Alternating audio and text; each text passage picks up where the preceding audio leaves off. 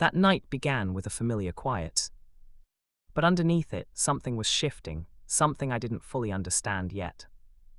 It started like any ordinary night, and still, I had no idea how much was about to change between us.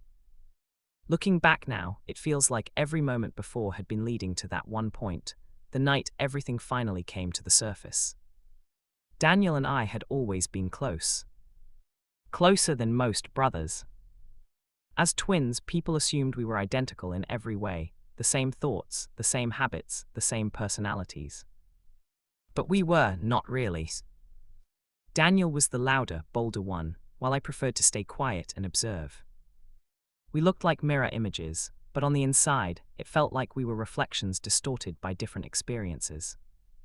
Our parents were out of town for the weekend. It was supposed to be a regular Friday night, just the two of us at home. But things rarely stayed regular when we had too much time alone with our own thoughts. The house felt emptier than usual. Maybe that's why the energy between us felt different. Like there was something waiting to be said, something we had avoided for too long. We spent most of the evening pretending to watch a movie. Pretending because I couldn't recall a single scene. My mind was elsewhere, stuck on everything we never talked about. And every time I glanced at Daniel, he seemed lost in the same quiet storm. Whenever our eyes met, he'd give a small, crooked smile, the kind that made it hard not to wonder what he wasn't saying. I'd look back at the screen, but the tension kept building, rising slowly like a wave before it finally breaks. Then out of nowhere, Daniel spoke. "Do you ever think about how different things could have been?" His voice was low, uncertain, nothing like his usual confidence. He wasn't the type to ask questions like that. Daniel didn't do what-ifs. But something in his tone made me pause. "Different how?" I asked, not sure where he was going with it. He shrugged, eyes fixed on the floor instead of me. "I don't know, just if things between us hadn't drifted the way they did." There it was, that unspoken tension, clearer than before. My heartbeat picked up, not out of fear, but because I knew this conversation was long overdue. Maybe I understood exactly what he meant. Maybe I'd been avoiding it. I tried to keep my voice steady. "What do you mean by that?" He didn't answer right away. He just stood, stretched, and mumbled something about getting a drink. I watched him walk out, a mix of confusion and anticipation twisting in my stomach. When he came back, he was holding 2 sodas. He set one beside me and sat back down, closer than before, but not in a strange way. More like someone finally ready to stop pretending everything was fine. Our knees almost touched, and for the first time in a long while, the space between us felt warm instead of distant. I took a sip, hoping it would calm me, but it didn't. Daniel broke the silence again. "We never talk about real stuff," he said quietly, "not the things that matter." I nodded because he was right. We had always been close, but we'd buried too many conversations. About growing up, about pressure, about how different we'd become without meaning to. "What stuff?" I asked, though deep down, I wasn't ready to face it. He gave a small laugh, but there was no humor in it. "Do you know what I mean?" I didn't respond. I couldn't, not yet. So I took another sip, hoping the moment would steady itself. But instead, it pulled every unspoken truth closer to the surface, where neither of us could ignore it any longer. Daniel turned fully toward me now, his eyes searching mine for something I wasn't sure I could give. "It doesn't have to feel strange, you know," he said quietly. I swallowed, my throat suddenly dry. "What does?" He gestured between us, "This, whatever is going on with us." And there it was, the thing we had both been avoiding. Not anything odd or inappropriate, just the growing distance, the unspoken tension that had been building for months. Now it was out in the open, and there was no going back. A rush of emotions hit me all at once: frustration, confusion, relief. I didn't know how to respond, and maybe I didn't have to.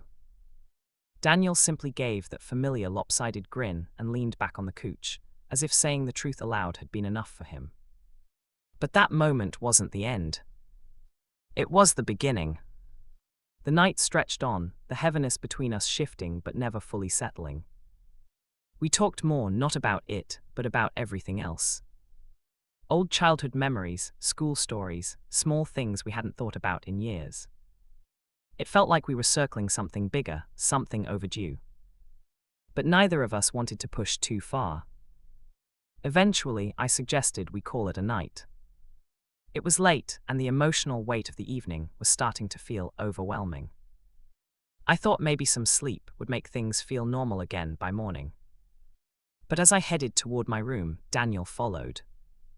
"You mind if I crash in here tonight?" he asked casually, though something in his voice held more depth than he let on.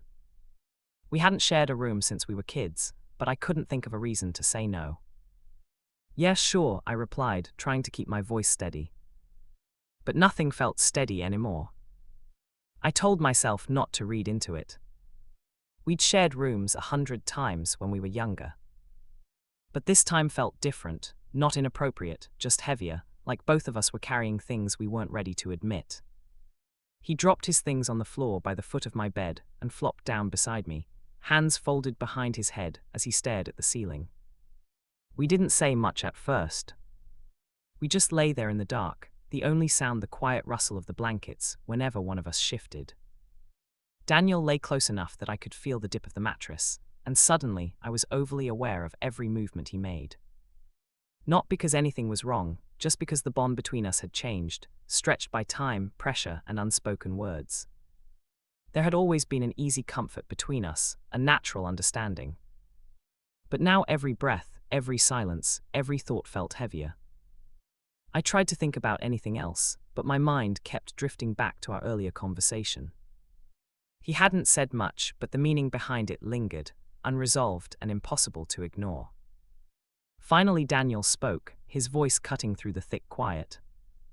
"Do you remember when we were kids, and we'd stay up all night talking about the dumbest stuff?" His tone had softened, carrying a mix of nostalgia and longing, like he was reaching for a version of us we had lost. "It feels like we haven't done that in forever." I smiled in the dark, even though he couldn't see it. "Yeah, I remember. We'd stay up until Mom or Dad yelled at us to sleep, and even then we'd whisper until one of us knocked out." Daniel chuckled, the sound low and comforting. "I miss that," he said, and there was something wistful in his voice, something that tugged at me more than I expected. It wasn't just nostalgia. There was an undercurrent of something deeper, old memories, old wounds, and it made my chest tighten. "Why do you think we stopped?" he asked after a long pause, his voice barely above a whisper. I didn't have an answer. Somewhere along the way, life got in the way. School friends, growing up. We stopped being kids who could stay up all night without a care in the world. Over time we drifted, forming our own identities, our own separate lives. And maybe, just maybe, we had both felt this distance long before we ever dared to mention it. "I don't know," I finally said. "I guess we just got busy, life happened." He didn't respond right away, and I wondered if he was thinking the same things I was, how easy it was to let silence replace honesty, how much we had avoided the uncomfortable truths beneath the surface. Then he shifted a little closer, just enough that our arms brushed. It was a small, innocent movement, but it still startled me. It reminded me how unfamiliar closeness had become between us. My thoughts raced, memories, questions, regrets, feelings I wasn't ready to sort through. "Do you ever wonder what things would be like if they'd been different?" he asked quietly, voice unsure, like he wasn't sure he wanted the answer. "Different how?" I asked. He hesitated, and I felt the weight of whatever he was trying to say settle heavily in the room. Like if we hadn't grown apart, if we'd stayed close, if we'd kept talking the way we used to. I turned my head to look at him, but he kept his gaze on the ceiling, unreadable in the dim light. There was something in his tone, uncertainty, vulnerability, that told me he wasn't just talking about the past. He was talking about everything we'd avoided. About the space that had formed between us without either of us noticing. "Daniel, what are you trying to say?" I whispered. He finally turned his head to meet my eyes. For a moment, neither of us spoke. There was something sincere in his gaze, something raw and honest, that made it hard to look away. "I don't know," he said at last, voice soft. "I guess I just miss how things used to be." His words hung in the air between us, heavy with a meaning I couldn't fully name. I wanted to say something, anything, to break the tension that had been building all night, but no words came. Instead, we lay there in silence. The distance between us felt both wide and painfully close.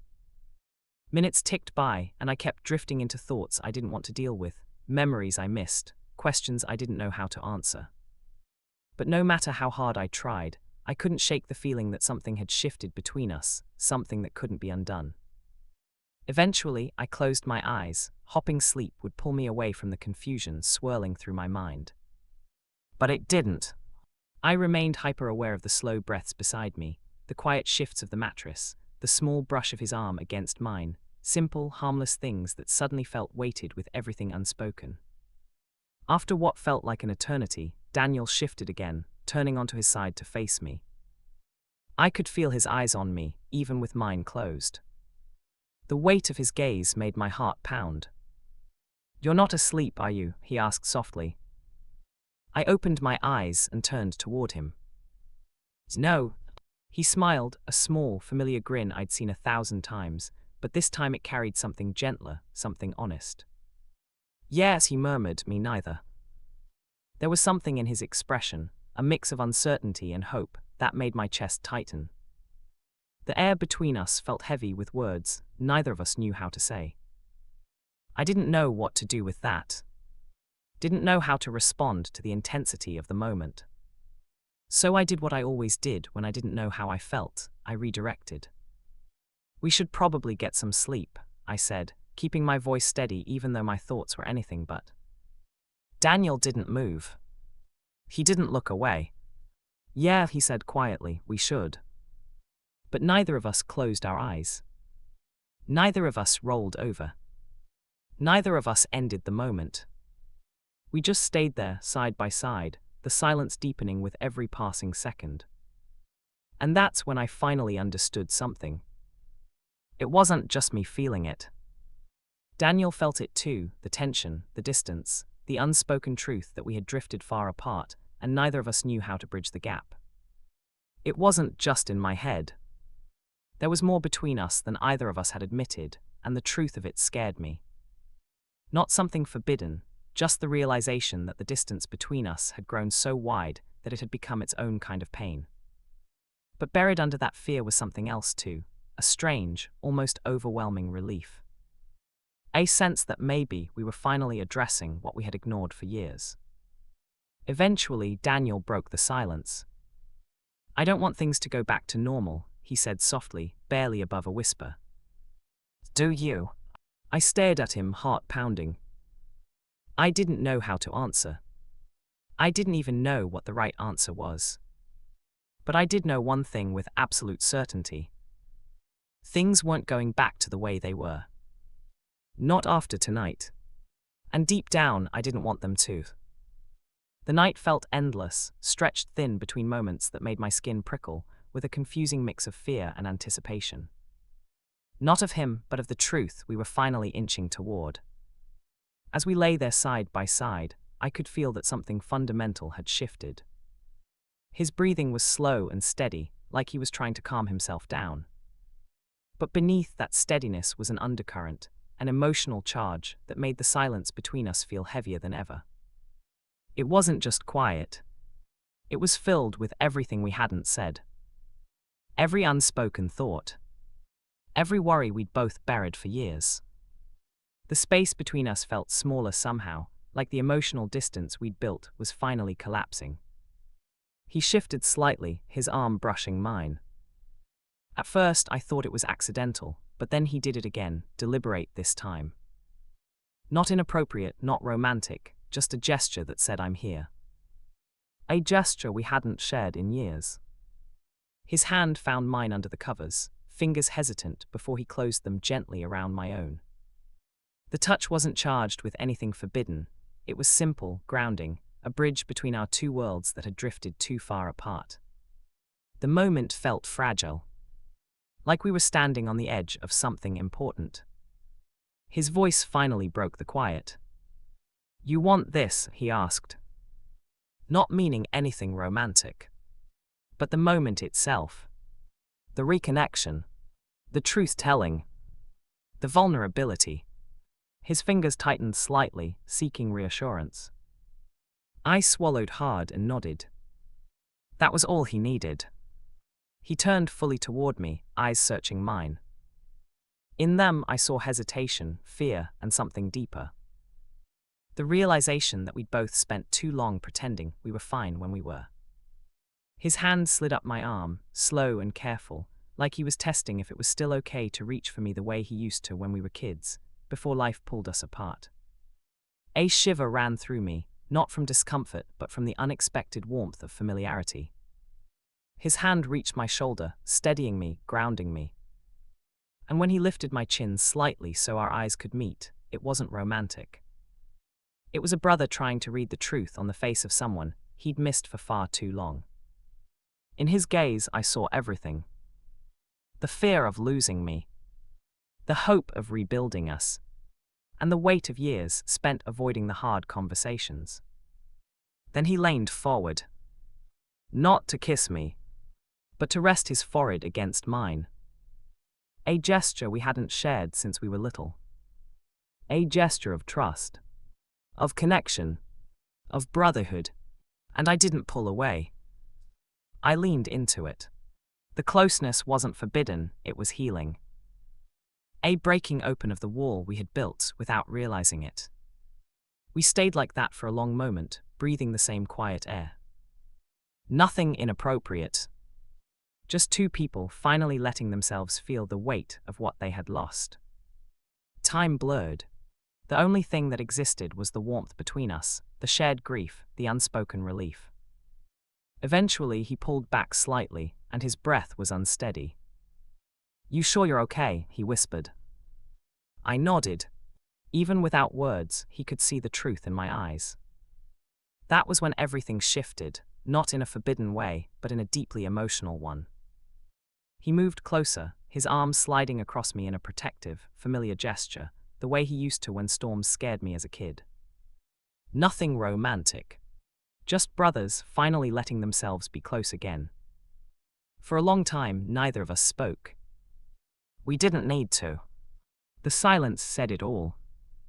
The regret, the relief, the promise that things would finally change. He was the first to move, shifting so he lay closer, his arm draped across my side in a quiet, protective way. Not inappropriate. Not suggestive.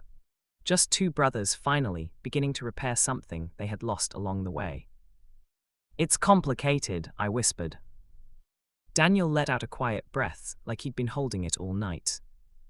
I know, he said, but complicated doesn't mean wrong. His words settled somewhere deep inside me, warm and steady. For the first time since waking up, the knot in my chest loosened just a little. He shifted closer, not touching me fully, but close enough that I could feel the heat of him. A gentle reminder of everything that had happened, and everything that still hung between us. We don't have to figure it all out right now, he said softly. Not today, not in one morning. I looked at him, really looked at him. His tired eyes, the small crease in his brow, the uncertainty hidden underneath the calm he always tried to carry. He wasn't pretending, he wasn't hiding. He was just being Daniel. The same Daniel who had always been there, and the same Daniel who had just changed everything. What do we do then? I asked, my voice barely more than a breath. His lips curved into a small, honest smile, gentle, hopeful, almost boyish. We start with this, he said. We stop pretending, we talk, we take it one step at a time, together. The word together hit me harder than I expected. I nodded slowly, feeling something inside me settle, almost like relief. Yeah, I whispered, together. Daniel reached over and lightly rested his hand on mine, not pulling, not pushing, not asking for more, just being there. The simple touch sent a warmth through me that had nothing to do with last night and everything to do with what might come next. Outside, the morning had fully arrived, sun rising, traffic starting, the world moving on like nothing had changed. But everything had. Daniel squeezed my hand gently. We'll figure it out, he said with quiet certainty. And for the first time that morning, I believed him. I know, Daniel said, his hand resting lightly on mine, but we can figure it out together. There was something simple, honest in his words that eased the weight on my chest just a little. Maybe we didn't need all the answers right now. Maybe it was enough that we both understood each other, that we were willing to face things together. For a while we just lay there, letting the silence speak. The world outside seemed distant, muted, and for the first time in a long time, I felt like we were exactly where we were supposed to be. But the moment couldn't last forever. Eventually, we'd have to leave the room and face reality. Our parents would be home soon, and the weekend would end. This quiet bubble couldn't last, no matter how much I wished it could. I guess we'll have to take it one day at a time, I said softly. Daniel nodded, eyes steady on mine. One day at a time, he echoed. It wasn't a plan, exactly, but it was a start. A promise that we wouldn't go back to ignoring what had happened, that we'd confront it together. The rest of the day fell into a rhythm that felt both familiar and new. We joked, we talked, we moved around the house like nothing had changed. But everything had. Every glance carried understanding, every gesture carried the weight of the unspoken. We were closer now, more aware of each other than we'd been in years. By evening, a strange calm settled over me. The confusion and anxiety that had clouded my mind in the morning softened into something manageable. Daniel had made it clear we didn't need to solve everything at once. We could take our time, figure things out together. Then the sound of the car in the driveway made my stomach twist. Our parents were back. The real world was rushing in. "You ready?" Daniel asked, calm but serious. I nodded. What else can I do? We walked downstairs together, side by side, stepping back into the world outside our room. Our parents greeted us cheerfully, oblivious to the emotional shift that had taken place while they were away. It was strange, comforting, and unsettling all at once. For now, that was enough. The days that followed felt unusual, like we were living two parallel lives. By day, we acted as normal brothers, sharing routines, chatting with friends, laughing at small jokes. But at night, in the quiet of our room, everything changed. The tension, the unspoken truths, the need to reconnect, those came out. We could finally be honest, if only in small ways. We didn't have to explain ourselves. We didn't need anyone else's approval. We just existed in the quiet, in the space we shared, letting the bond between us rebuild naturally, day by day, moment by moment. It became our routine. By day, the world carried on. By night, we let ourselves exist fully in the closeness we had regained. Time slowed, the outside world faded, and for those hours, everything felt simple, real, and right.